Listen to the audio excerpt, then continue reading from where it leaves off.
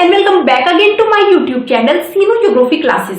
देखिए हमारे यहाँ 11th क्लास की एनसीईआरटी की ज्योग्राफी बुक भारत भौतिक पर्यावरण हमारे यहाँ कंटिन्यू चल रही है।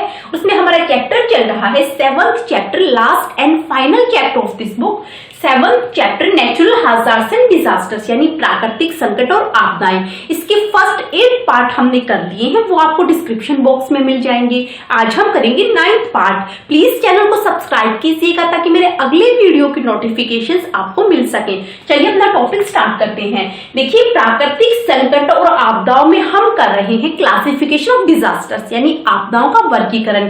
हमारे सारे वर्गीकरण, सारे क्लासिफिकेशन फिनिश्ड हो गए, केवल लास्ट हमारा यहाँ बचता है जो है भूस्खलन यानी लैंडस्लाइड। देखिए भूस्खलन क्या होता है? लैंडस्लाइड होती है जब किसी चट्टान या कोई चट्टान का टुकड़ा फिसलकर कहाँ आ जाता है, नीचे आ जाता है, तो उसको क्या कहा जाता है? लैंडस्लाइड कहा जाता है। देखिए भूस्खलन में चट्टान समूह खिसककर ढाल से नीचे आ जाता है। फॉर एग्जाम्पल ये कोई चट्टान है, कोई पहाड़ी, कोई माउंटेन है, जब इसका ये जो स्लोप होता है, ये जो ढाल है, जब ये सारा का सारा फिसलकर कहाँ आ जाता है, यहाँ पर इकट्ठा हो जाता है। मतलब ढाल सारा का सारा, ढाल से सारी की सारी मिट्टी कहां पर आ जाती है? नीचे आ जाती है। देखिए लैंडस्लाइड का कारण क्या होता है, किस वजह से लैंडस्लाइड होता है? देखिए लैंडस्लाइड या तो भूकंप की वजह से होगा यानी अर्थक्वेक की वजह से। जब अर्थक्वेक आता है तो सब कुछ क्या होता है? वाइब्रेट हो जाता है, या तो उसकी वजह से लैंडस्लाइड आएगा, या फिर ज्वालामुखी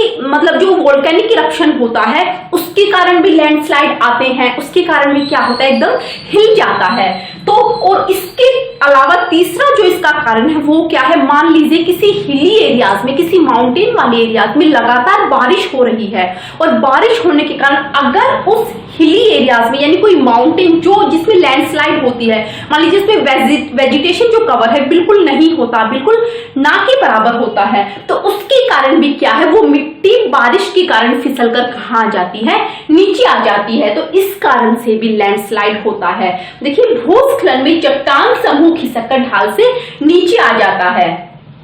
भूस्खलन, भूकंप, ज्वालामुखी फटने, सुनामी और चक्रवात की तुलना में कोई बड़ी घटना नहीं है। देखिए जब भूकंप आता है यानी अर्थक्वेक होता है, वोल्केनिक इरप्शन होता है, सुनामी आती है, साइक्लोन्स आते हैं, इन सब का इफेक्ट बहुत बड़े एरियाज पर पड़ता है। और इसकी तुलना में अगर हम लैंडस्लाइड को देखें तो लैंडस्लाइड क्या होता है? लैंडस्लाइड लोकलाइज्ड होता है, केवल उसी एरिया को इफेक्ट करता है जहां पर ये गिरता है। मान लीजिए ये कोई पहाड़ी है, यहां से कोई रोड जा रहा है, जब ये यहाँ पर लैंडस्लाइड होकर ये सारा मलबा कहां पर गिर जाता है? सड़क पर आकर गिर जाता है। तो केवल ये जो सड़क है, ये जो रोड है, इसी का मार्ग अवरुद्ध हो जाता है, यहीं का ट्रांसपोर्टेशन बंद हो जाता है। इसलिए जो लैंडस्लाइड होता है बहुत बड़े एरिया को इफेक्ट नहीं करता। जो लैंडस्लाइड ये ग्लोबलाइजेशन मतलब पूरे ग्लोबल लेवल पर नहीं होता, बहुत कम एरिया को ये इफेक्ट करता है, जहां पर गिरता है वहीं पर ये इफेक्ट होता है। तो इसीलिए जो लैंडस्लाइड है वो इन सब की तुलना में क्या है? कोई बड़ी घटना नहीं है। फिर भी इसका प्राकृतिक पर्यावरण और राष्ट्रीय अर्थव्यवस्था पर गहरा प्रभाव पड़ता है। देखिए मान लीजिए ये लैंडस्लाइड यहाँ पर हुआ है, ये कोई रोड है, ये सारा रोड क्या हो गया? ट्रांसपोर्टेशन इसका बंद हो गया। तो इसलिए जो हमारी राष्ट्रीय अर्थव्यवस्था, जो हमारी नेशनल इकोनॉमी है, उस पर भी इसका गहरा प्रभाव पड़ता है। यहाँ का ट्रांसपोर्टेशन बंद हो जाता है। जब तक ये मलबा यहाँ से उठाया नहीं जाएगा, जब तक ये ट्रांसपोर्टेशन क्या है? बंद रहेगा। लोकलाइज्ड होने के बावजूद भी इसका प्राकृतिक पर्यावरण और राष्ट्रीय अर्थव्यवस्था पर गहरा प्रभाव पड़ता है। देखिए अन्य आपदाओं के विपरीत जो आकस्मिक और वृहद स्तर पर दीर्घ और प्रादेशिक कारकों से नियंत्रित होती हैं, उन आपदाओं को देखते हुए जो लैंडस्लाइड है वो क्या होती है? मुख्य रूप से स्थानीय कारणों से उत्पन्न होती है। देखिए अन्य आपदाएं, जैसे हम ग्लोबल वार्मिंग को देखते हैं, जो ग्लोबल वार्मिंग होती है पूरे वर्ल्ड में ग्लोबल वार्मिंग को क्या है? बढ़ावा मिलता है। इस वजह से ग्लोबल वार्मिंग क्या है? एक बहुत बड़े लेवल पर होती है। लेकिन उन आपदाओं को देखते हुए जो लैंडस्लाइड है वो केवल स्थानीय कारणों से उत्पन्न होती है, मतलब लोकल जो वहां पर रीजन होते हैं। मान लीजिए जैसे कोई माउंटेन है, वहां पर क्या है? वहां पर रहने वाले लोगों ने उनका वेजिटेशन कवर बिल्कुल हटा दिया है, सारे पेड़ वहां से काट लिए हैं, जिसके कारण क्या है? जो पेड़ काटने से अगर वहां पर बारिश ज्यादा होती है तो एकदम से मिट्टी बहकर कहाँ आ जाएगी? नीचे आ जाएगी, क्योंकि जो पेड़ों की जड़ें होती हैं वो क्या करती हैं? मिट्टी को होल्ड करके रखती हैं। तो इस वजह से ये क्या होगी? एक स्थानीय कारण हो गया, मतलब वहीं पर रहने वाले लोगों ने उस लैंडस्लाइड का, वहीं पर रहने वाले लोग क्या है उसका कारण बन गए, मतलब वेजिटेशन काट दिया, वेजिटेशन काटने के कारण अगर वहां पर बारिश हुई तो पूरी की पूरी क्या मिट्टी फिसल कर कहाँ आ जाती है, नीचे आ जाती है। इसलिए जो लैंडस्लाइड होता है वो केवल लोकल लेवल पर होता है, लोकल लेवल पर ही जो वहां पर रहने वाले लोग हैं वो ही क्या है, उन्होंने कुछ उस जमीन के साथ क्या है गड़बड़ की है, जिसके कारण क्या होता है, लैंडस्लाइड होता है। इसीलिए भूस्खलन के बारे में आंकड़े एकत्र करना और इसकी संभावना का अनुमान लगाना ना सिर्फ मुश्किल है बल्कि काफी महंगा भी पड़ता है। देखिए भूस्खलन के बारे में आंकड़े एकत्रित करना मतलब डाटा इकट्ठा करना, कौन सा डाटा इकट्ठा करना कि ये भूस्खलन क्या है, किस वजह से आया है। तो इस तरह से अगर जो लोकल लेवल पर ये जो भूस्खलन होता है इसके बारे में डाटा इकट्ठा करना बहुत ही डिफिकल्ट वर्क है और इसकी संभावना का पता लगाना, इसका अनुमान लगाना ना सिर्फ मुश्किल है बल्कि महंगा भी पड़ता है। देखिए महंगा किस लिए पड़ता है, मतलब आप ये सोचोगे कि लोकल लेवल पर हो रहा है, थोड़े एरिया में हो रहा है, फिर भी क्यों महंगा पड़ता है। देखिए अगर वर्ल्ड लेवल पर होता है तो वर्ल्ड लेवल पर हमें इसके डाटा इकट्ठा करने में मुश्किल नहीं होती, लेकिन जब लोकल लेवल पर कोई मतलब भूस्खलन होता है उसका हमें ये पता लगाना कि यहाँ पर भूस्खलन बार बार होता है या फिर तभी हुआ है, तो इस तरह से ये सब जो रीजन्स होते हैं उनका पता लगाने के लिए हमें लोकल लेवल पर जाना पड़ता है, लोकल लेवल पर पूरा का पूरा सेटअप करना पड़ता है, इसलिए काफी महंगा पड़ता है। और इसलिए क्या है भूस्खलन के बारे में आंकड़े एकत्र करना और उसकी संभावना का अनुमान लगाना, देखिए हमें प्रॉपर ये पता नहीं चल पाता कि भूस्खलन किस कारण से हुआ है, इसलिए लोकल लेवल पर ये सब करना क्या है काफी महंगा पड़ता है। देखिए पिछले अनुभव, इसकी बारंबारता और इसके घटने को प्रभावित करने वाले कारक, देखिए पिछले अनुभव यानी जो पास्ट एक्सपीरियंसेस कैसे रहे हैं, कितनी बार वहां पर लैंडस्लाइड आया है उसके अनुसार, और इसकी बारंबारता फ्रीक्वेंसी कितनी है वहां की लैंडस्लाइड की, किसी एरिया के लैंडस्लाइड की, और इसके घटने को प्रभावित करने वाले कारक कौन कौन से कारक हैं जो इसके घटने को प्रभावित करने वाले हैं। देखिए जैसे भूविज्ञान यानी जियोलॉजी, जियोलॉजी मतलब क्या होता है, फॉर्मेशन ऑफ अर्थ, मतलब वहां की मिट्टी कैसी है, कितनी पुरानी मिट्टी है, कैसे वहां की मिट्टी बनी है, ये सब कारक भी क्या है लैंडस्लाइड को इफेक्ट करते हैं। सेकंड क्या है भू आकृतिक कारक यानी जो ज्योमॉर्फिक एजेंट है, मतलब जो लैंडस्केप कैसा है वहां का पर्वत है मतलब पठारी है, किस तरह का वहां का लैंडस्केप है, ये ज्योमॉर्फिक एजेंट्स, ढाल कैसा है, स्लोप कैसा है, वहां का ज्यादा स्टीप स्लो है या फिर कम स्लोप है, ये सब कारक क्या है इसको जो ये लैंडस्लाइड है इसको प्रभावित करते हैं। नेक्स्ट क्या है कि भूमि उपयोग यानी लैंड यूज, किस प्रकार से वहां का लैंड का यूज हो रहा है, उसके कारण भी लैंडस्लाइड क्या है इफेक्ट होता है।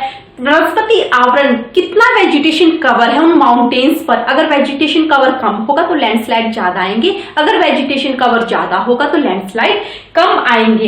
इसके अलावा क्या है कि मानव क्रियाकलापों के आधार पर यानी जो ह्यूमन एक्टिविटी वहां पर कैसी है, कितना उस माउंटेनी एरिया को वहां की ह्यूमन क्या है वो यूज कर रहे हैं, यानी मानवीय एक्टिविटी कैसी हो रही है उनके ऊपर। तो मानव क्रियाकलापों के आधार पर भारत को विभिन्न भूस्खलन क्षेत्रों में बांटा गया है। देखिए ये सारे जो कारक हैं, जियोलॉजी है, ज्योमॉर्फिक एजेंट है, स्लोप है, लैंड यूज है, वेजिटेशन कवर है, ह्यूमन एक्टिविटीज है, इन सब के आधार पर और पास्ट एक्सपीरियंसेस और इसकी फ्रीक्वेंसी के आधार पर इंडिया को अलग अलग लैंडस्लाइड की कैटेगरी में अलग अलग में डिवाइड किया गया है कि कौन सा इंडिया का एरिया कौन सी लैंडस्लाइड की कैटेगरी में आता है। देखिए इसमें फर्स्ट आता है वेरी हाई वल्नरेबिलिटी जोन, मतलब जो अत्यधिक सुविधता वाले क्षेत्र हैं जहां पर लैंडस्लाइड सबसे ज्यादा होता है। वो एरियाज कौन से हैं, देखिए ज्यादातर अस्थिर हिमालय की युवा पर्वत श्रृंखलाएं, मतलब मान लीजिए ये इंडिया है, यहाँ पर ये जो हमारा हिमालय पर्वत है यहाँ की युवा पर्वत श्रृंखला यानी जो यंग माउंटेन रेंजेस होती हैं, यंग माउंटेन्स यानी जो माउंटेन्स अभी भी बन रहे हैं। देखिए जो यंग माउंटेन होते हैं उनकी मिट्टियां ज्यादा से संगठित नहीं होती, मतलब एक दूसरे से ज्यादा जुड़ी हुई नहीं होती, नई मिट्टी होती है, इसलिए जो यंग माउंटेन्स होते हैं उनमें लैंडस्लाइड ज्यादा आते हैं, मतलब हल्का सा भी क्या है वाइब्रेशन होने के कारण भी वो जो मिट्टी है वो एकदम से फिसल कर नीचे आ जाती है। लेकिन जो पुराने माउंटेन्स हैं, ओल्ड माउंटेन्स हैं, उनकी जो मिट्टी है वो एक दूसरे को जकड़े हुए होती है, इसलिए उन एरियाज में ज्यादा क्या है भूकंप नहीं आते। इसलिए ज्यादातर अस्थिर हिमालय की युवा पर्वत श्रृंखला यानी जो अस्थिर मतलब जो हिमालय स्टेबल नहीं है, स्टेबल मतलब जो यंग माउंटेन्स जो रेंजेस है वहां पर ज्यादा लैंडस्लाइड आते हैं। सेकंड क्या है, अंडमान निकोबार। यहाँ पर ये जो हमारा अंडमान निकोबार है, यहाँ पर भी क्या है, हिली एरियाज ज्यादा है, इसीलिए यहाँ पर भी लैंडस्लाइड होते हैं। इसके नेक्स्ट क्या है, पश्चिमी घाट और नीलगिरी में अधिक वर्षा वाले क्षेत्र। ये देखिए जो हमारा वेस्टर्न घाट है, यहाँ पर जो अधिक वर्षा वाले क्षेत्र, मतलब बिल्कुल ये तटीय जो क्षेत्र है हमारा, इसके पास है जो वेस्टर्न घाट का इधर वाला एरियाज, यहाँ पर अधिक वर्षा। देखिए यहाँ पर ये जो हमारा दक्षिण पश्चिम मानसून होता है, तो इस तटीय क्षेत्र के पास वाला जो हमारा पश्चिमी घाट है, वहां पर क्या है, ज्यादा बारिश होती है। मतलब मान लीजिए ये माउंटेन्स है, तो इधर वाले एरियाज पर क्या है, ज्यादा बारिश होगी। ज्यादा बारिश होगी तो यहाँ पर लैंडस्लाइड भी ज्यादा होती है। और ये इधर वाला जो एरियाज है, मतलब जो रेन शैडो एरियाज है, जहां पर बारिश कम होती है, यानी पश्चिमी घाट का अंदर वाला हिस्सा, वहां पर बारिश कम होती है, इसलिए लैंडस्लाइड भी कम होते हैं। तो इसलिए पश्चिमी घाट और नीलगिरी में अधिक वर्षा वाले क्षेत्र, बिल्कुल इधर वाले जो एरियाज हैं पश्चिमी घाट के, उनमें लैंडस्लाइड ज्यादा होते हैं। उत्तर पूर्वी क्षेत्र, देखिए जो नॉर्थ ईस्ट वाला ये जो हमारा रीजन है नॉर्थ ईस्ट वाला, वहां पर भी हिली एरियाज ज्यादा है, बारिश ज्यादा होती है, इसलिए वहां पर भी लैंडस्लाइड ज्यादा आते हैं। भूकंप प्रभावी क्षेत्र, देखिए जिन एरियाज में भूकंप अर्थक्वेक ज्यादा आता है, वाइब्रेशन ज्यादा होता है, इसी कारण भी वहां पर लैंडस्लाइड ज्यादा होते हैं। नेक्स्ट क्या है कि अत्यधिक मानव क्रियाकलापों वाले क्षेत्र, जिसमें सड़क और बांध निर्माण कार्य होते हैं। देखिए अत्यधिक यहाँ पर ह्यूमन एक्टिविटीज ज्यादा होती है। ह्यूमन एक्टिविटीज के चलते जैसे वहां पर सड़क बनाई जा रही है, वहां पर कंस्ट्रक्शन वर्क होता है, डैम कंस्ट्रक्ट किया जा रहा है, तो इन एरियाज में क्या है, वहां की जो जमीन है, जो लैंड है, वहां पर क्या है, प्रेशर क्रिएट होता है, इस कारण भी वहां पर लैंडस्लाइड आते हैं। तो ये जो एरियाज हैं, मतलब हिमालय के जो यंग माउंटेन रेंजेस है, अंडमान निकोबार है, वेस्टर्न घाट और नीलगिरी के अत्यधिक वर्षा वाले क्षेत्र हैं, इधर वाले तटीय क्षेत्र, तटीय इलाकों वाले, और उत्तर पूर्वी क्षेत्र नॉर्थ ईस्ट वाला, ये वाला जो एरिया हो गया भूकंप प्रभावी क्षेत्र, और जहां पर ह्यूमन एक्टिविटीज के चलते जहां पर सड़क बनाई जाती है, डैम कंस्ट्रक्ट किए जाते हैं, यानी इस तरह की और सारी जो एक्टिविटीज कंस्ट्रक्शन वर्क किए जाते हैं, वहां पर वो सारे एरियाज किसमें इंक्लूड किए जाते हैं, वेरी हाई वुल्नरेबिलिटी जोन में। देखिए नेक्स्ट आता है हाई वुल्नरेबिलिटी जोन, यानी अधिक सुभेद्यता क्षेत्र। अधिक भूस्खलन सुभेद्यता क्षेत्रों में भी अत्यधिक सुभेद्यता क्षेत्रों से मिलती जुलती परिस्थितियां हैं। मतलब जो हमने इससे पहले जो वेरी हाई वल्नरेबिलिटी जोन किया था, उसकी और हाई वल्नरेबिलिटी जोन की मिलती जुलती परिस्थितियां हैं, फिर भी दोनों में अंतर है। देखिए अंतर कैसे है, वो है वेरी हाई, ये है हाई। वहां पर इंटेंस लेवल पर क्या है, लैंडस्लाइड होता है। देखिए इसमें एक फर्क ये भी होता है कि जो वेरी हाई वल्नरेबिलिटी जोन है, वहां पर क्या होता है, इंटेंस लेवल पर माइनिंग होती है, इसलिए भी वहां पर ज्यादा लैंडस्लाइड आते हैं। लेकिन जो हाई वल्नरेबिलिटी जोन है, उसमें इतना इंटेंस लेवल पर माइनिंग नहीं होती, इसलिए उन दोनों में फर्क है। और इसके अलावा यहाँ पर जो कंट्रोलिंग फैक्टर, जो हमने इनको प्रभावित करने वाले कारक देखे थे, जैसे जियोलॉजी है, जियोमॉर्फिक एजेंट्स थे, स्लोप था, वेजिटेशन कवर था, ह्यूमन एक्टिविटीज थी, तो दोनों एरियाज में ये जो एक्टिविटीज है ये सेम नहीं होती। देखिए यहाँ पर सीधा सा एग्जांपल है, जैसे हम कोई टैबलेट लेते हैं, हम एक ही टैबलेट से सारी बीमारियां दूर नहीं कर सकते, वही एग्जांपल यहाँ पर फिट होता है कि हर एक जो कंट्रोलिंग फैक्टर है, जो इनको प्रभावित करने वाले कारक है, वो हर जगह पर सेम नहीं होते। हर एक एरियाज की अपनी अपनी अलग अलग, देखिए फॉर्मेशन ऑफ अर्थ सबका अलग अलग होता है, सबकी मिट्टी अलग होती है, वहां पर उनको प्रभावित करने वाले कारक अलग होते हैं, हर एक एरियाज में अलग अलग ह्यूमन एक्टिविटीज होती हैं। तो इसीलिए वेरी हाई और हाई में ये डिफरेंस होता है। दोनों में क्या है, अधिक भूस्खलन सुभेद्यता क्षेत्रों में भी अत्यधिक सुभेद्यता क्षेत्रों से मिलती जुलती तो परिस्थितियां हैं, दोनों में लैंडस्लाइड आते हैं, फिर भी दोनों में डिफरेंस होता है। देखिए अंतर क्या होता है, भूस्खलन को नियंत्रित करने वाले कारकों की संयोजन, जो मैंने आपको पहले अभी बताया था कि जो फैक्टर्स होते हैं वो इफेक्ट करते हैं, उनका संयोजन, कॉम्बिनेशन, उनका गहनता, उनकी इंटेंसिटी कितनी है, उनकी बारंबारता, उनकी फ्रीक्वेंसी, दोनों में जो कंट्रोलिंग फैक्टर है, दोनों में जो प्रभावित करने वाले कारक है, वो क्या है, अलग अलग तरह से कार्य करते हैं। तो हाई वल्नरेबिलिटी जोन में कौन कौन से एरियाज आते हैं, देखिए हिमालय क्षेत्र के सारे राज्य और उत्तर पूर्वी भाग, मतलब आसाम को छोड़कर हिमालय के सारे राज्य, और जो हमारा नॉर्थ ईस्टर्न जो पार्ट है, वो सारा पार्ट केवल आसाम को छोड़कर इन सारे क्षेत्रों में क्या है, हाई वल्नरेबिलिटी जोन में इंक्लूड होते हैं। देखिए आसाम में क्यों नहीं लैंडस्लाइड होती, क्योंकि आसाम में क्या है, प्लेन एरिया है।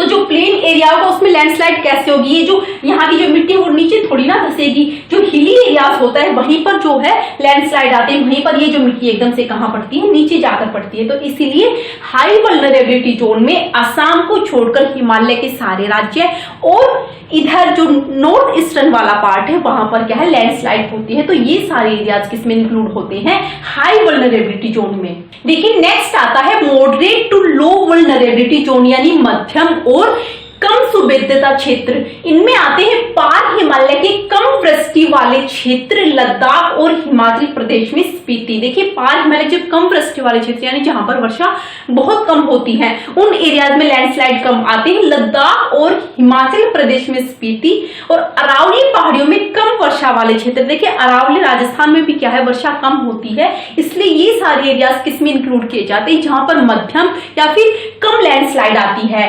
नेक्स्ट है पश्चिमी और पूर्वी घाट के और दक्कन के पठार के वृष्टि छाया क्षेत्र। देखिए ये जो पश्चिमी घाट और ये जो पूर्वी घाट है, हमारा ईस्टर्न और वेस्टर्न जो घाट है, यहाँ पर वृष्टि छाया प्रदेश यानी इधर वाले जो एरियाज हैं जहां पर बारिश बहुत कम होती है, यानी बिल्कुल ना के बराबर होती है, उन एरियाज में क्या है, भूस्खलन कभी कभी होता है, बहुत कम होता है। नेक्स्ट आता है कि झारखंड, उड़ीसा, छत्तीसगढ़, मध्य प्रदेश, महाराष्ट्र, आंध्र प्रदेश, कर्नाटक, तमिलनाडु, गोवा, केरल, इन एरियाज में क्या है, जब हल्की फुल्की यहाँ पर माइनिंग होती है तो उसकी वजह से यहाँ पर लैंडस्लाइड आते हैं, या फिर भूमि के धंसने से, यानी जो लैंड का जो सबसिडेंस होता है, यानी भूमि जब नीचे धंस जाती है उसकी वजह से यहाँ पर लैंडस्लाइड आते हैं। नहीं तो यहाँ पर बहुत कम यानी मध्यम टू लो यानी बहुत कम, बिल्कुल ना के बराबर यहाँ पर लैंडस्लाइड आते हैं। देखिए नेक्स्ट आता है कि भूस्खलन के परिणाम क्या होते हैं, यानी कॉन्सिक्वेंसेस ऑफ लैंडस्लाइड, क्या परिणाम होते हैं जो भूस्खलन आता है। इसका प्रभाव छोटे क्षेत्र में पाया जाता है और स्थानीय होता है। देखिए छोटे क्षेत्र मतलब बिल्कुल लोकलाइज्ड होता है लैंडस्लाइड, उसी एरिया को इफेक्ट करता है जहां पर चट्टान नीचे आकर गिरती है, तो इसका प्रभाव छोटे क्षेत्र में पाया जाता है और वो क्या है, लोकल होता है, स्थानीय होता है।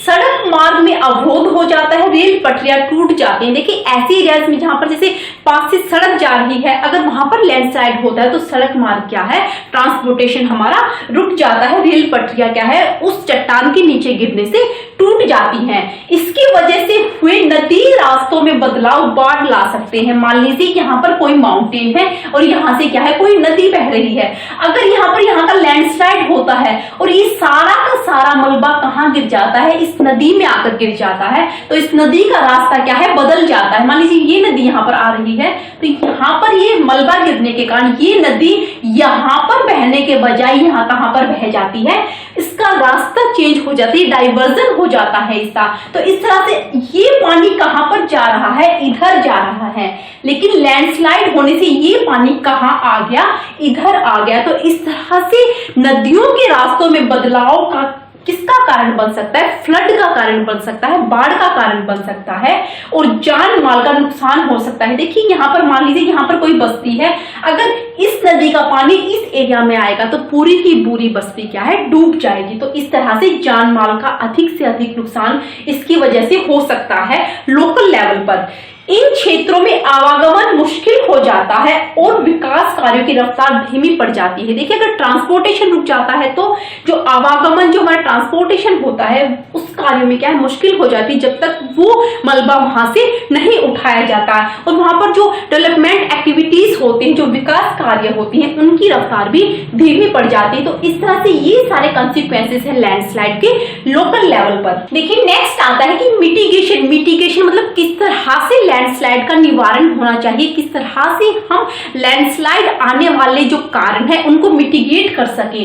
देखिए भूस्खलन से निपटने के उपाय अलग अलग क्षेत्रों में अलग अलग होने चाहिए, क्योंकि भूस्खलन यानी लैंडस्लाइड आने के जो कारण है, जो रीजन है, वो हर एरियाज में डिफरेंट होते हैं। इसलिए भूस्खलन के जो निपटने के उपाय हैं, किस तरह से लैंडस्लाइड होने को कम किया जाए, उस तरह से उनके जो उपाय हैं वो हर एरियाज में अलग अलग होने चाहिए। अधिक भूस्खलन संभावित क्षेत्रों में सड़क और बड़े बांध बनाने जैसे निर्माण कार्य और विकास कार्य पर प्रतिबंध लगाना चाहिए। देखिए जहां पर ज्यादा लैंडस्लाइड होती है, जो वेरी हाई वल्नरेबिलिटी जोन होते हैं, उन एरियाज में जैसे सड़क बनाना, वहां पर रोड बनाना, कंस्ट्रक्शन वर्क करना, डैम कंस्ट्रक्ट करना। देखिए ये जो कार्य है, इन एक्टिविटीज से लैंड पर क्या होता है, प्रेशर क्रिएट होता है, जिसकी वजह से लैंडस्लाइड आती है। तो जो अधिक भूस्खलन संभावित क्षेत्र है, उन एरियाज में ऐसे कंस्ट्रक्शन वर्क पर रोक लगानी चाहिए और ऐसे जो डेवलपमेंट जो वहां पर एक्टिविटीज होती हैं, सब पर रोक लगानी चाहिए ताकि लैंडस्लाइड कम हो सके। नेक्स्ट है कि इन क्षेत्रों में कृषि नदी घाटियों और कम ढाल वाले क्षेत्रों तक सीमित होनी चाहिए। देखिए जो हिली एरियाज होते हैं, जो माउंटेनी एरियाज होते हैं, उन एरियाज में क्या है, खेती की जाती है, यानी एग्रीकल्चर होता है। जो एग्रीकल्चर वर्क होता है उसके कारण भी लैंड पर प्रेशर क्रिएट होता है। तो इसमें ये बताया गया है कि जो वहां पर एग्रीकल्चर होता है वो कहां पर होना चाहिए, नदी घाटियों में होना चाहिए और कम ढाल वाले एरियाज में होना चाहिए। देखिए मान लीजिए ये कोई माउंटेन है, ये कोई दूसरा माउंटेन है, ये जो नदी घाटी है, ये वाले जो एरियाज हैं इनमें कृषि कार्य होने चाहिए, एग्रीकल्चर वर्क होने चाहिए ताकि लैंडस्लाइड ना हो सके। और कम ढाल, मान लीजिए देखिए ये ढाल क्या है, ज्यादा है, और यहाँ पर ये जो ढाल है, ये ढाल क्या है, कम है। इसलिए इन एरियाज में, माउंटेनी एरियाज में, इन क्षेत्रों में कृषि कार्य किए जाने चाहिए ताकि भूस्खलन कम से कम हो सके। और बड़ी विकास परियोजनाओं पर रोक लगानी चाहिए। देखिए ऐसे एरियाज जिनमें हमें पता है कि यहाँ पर लैंडस्लाइड होती हैं, तो उन एरियाज में ऐसी विकास परियोजना, यहाँ पर डैम बनाना, वहां पर सड़क निकालना, वहां पर ज्यादा कृषि कार्य करना, तो इस तरह के ये जो कार्य है वहां पर बहुत कम करना, जिसकी वजह से हम लैंडस्लाइड को क्या है, मिटिगेट कर सके। लेकिन लास्ट में आता है कि कंक्लूजन क्या होता है। देखिए किस तरह से डिजास्टर आते हैं, कैसे हम डिजास्टर से बच सकते हैं। तो लास्ट में हमारा कंक्लूजन क्या निकलता है कि आपदाएं प्राकृतिक और मानवकृत दोनों प्रकार की हो सकती हैं। जो डिजास्टर होते हैं वो मैनमेड भी हो सकते हैं, इंसान की एक्टिविटीज के कारण भी आ सकते हैं, और नेचुरल भी हो सकते हैं। इसलिए इनका उपाय और इसके निवारण की तैयारी करना हमारे लिए जरूरी है ताकि हम डिजास्टर से बच सके।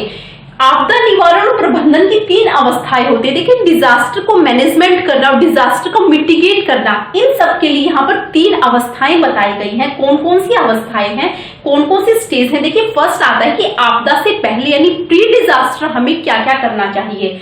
आपदा से पहले में आता है कि आपदा के बारे में सूचना और आंकड़े एकत्र करना, मतलब आपदा डिजास्टर के बारे में हम इंफॉर्मेशन गैदर कर सकें और जो डाटा है उसको जनरेट कर सकें कि किन किन एरिया से डिजास्टर आने के कारण ज्यादा होते हैं। नेक्स्ट आता है कि आपदा संभावित क्षेत्रों का मानचित्र तैयार करना, मतलब जिन एरियाज में ज्यादा डिजास्टर आते हैं उन एरियाज का एक मैप तैयार करना और उस मैप के बारे में लोगों को जानकारी देना, और जिससे क्या है कि आपदाओं को हम मिटिगेट कर सके, कम कर सके। देखिए आपदाओं को हम रोक नहीं सकते, केवल उसको क्या कर सकते हैं, मिटिगेट कर सकते हैं। तो प्री डिजास्टर हमें ये कार्य करने चाहिए जिससे कि आपदा कम से कम आ सके। देखिए सेकंड आता है कि आपदा के समय क्या करना चाहिए, यानी ड्यूरिंग डिजास्टर हमें क्या करना चाहिए। आपदाग्रस्त क्षेत्रों से लोगों को निकालना, जिन एरियाज में डिजास्टर आया हुआ है और उस डिजास्टर में जो लोग फंसे हुए हैं वहां से उन लोगों को निकालना और उनके लिए आश्रय स्थल का निर्माण करना, यानी उनके लिए ऐसे प्लेसेस, ऐसे शेल्टर उनके लिए बनाना, इस ऐसे स्थान पर उनको शिफ्ट करना जहां पर उनको ये सारी फैसिलिटीज मिल जाए। जैसे राहत कैंप हो गया, उनके लिए जल, भोजन, दवाइयां, इन सब का उनके लिए मैनेजमेंट करना। तो ड्यूरिंग डिजास्टर ये कार्य होते हैं। नेक्स्ट आता है कि आपदा के पश्चात यानी पोस्ट डिजास्टर क्या करना चाहिए। आपदा के पश्चात होता है कि प्रभावित लोगों को बचाव और उनका पुनर्वास करना, यानी पुनर्वास का मतलब है कि दोबारा उनको उन एरियाज में शिफ्ट करना, उनको मतलब घर बना कर देना अगर उनके घर टूट गए हैं। तो इस तरह से ड्यूरिंग पोस्ट डिजास्टर में आता है कि प्रभावित लोगों का बचाव, मतलब अगर वो लोग जैसे बीमार पड़े हैं तो उनको दवाइयां देकर उनको ठीक करना और उनका पुनर्वास करना, दोबारा से उनके लिए घर बनाकर देना। नेक्स्ट आता है कि भविष्य में आपदा से बचाव के लिए क्षमता निर्माण पर ध्यान केंद्रित करना, कि आगे हमें ऐसे मतलब मॉनिटरिंग ऐसी वहां पर होनी चाहिए कि ज्यादा से ज्यादा डिजास्टर को हम मिटिगेट कर सके। इस तरह से मतलब लोगों का भी और गवर्नमेंट का भी उन पर ध्यान ध्यान केंद्रित करना। देखिए, जो आपदा प्रबंधन अधिनियम जो 2005 में बनाया गया था, वो भी भारत सरकार के द्वारा उठाया गया एक बहुत बड़ा कार्य है, बहुत बड़ा कदम है, जिससे कि हम भविष्य में यानी फ्यूचर में डिजास्टर को मिटिगेट कर सके। तो इस तरह से यहाँ पर नेचुरल हाजार्ड्स एंड डिजास्टर्स का हमारा पूरा चैप्टर यहाँ पर क्लियर होता है। आई होप आपको ये पूरा चैप्टर क्लियर हुआ होगा। मिलते हैं नेक्स्ट वीडियो में नेक्स्ट चैप्टर के साथ। Thanks for watching and good bye.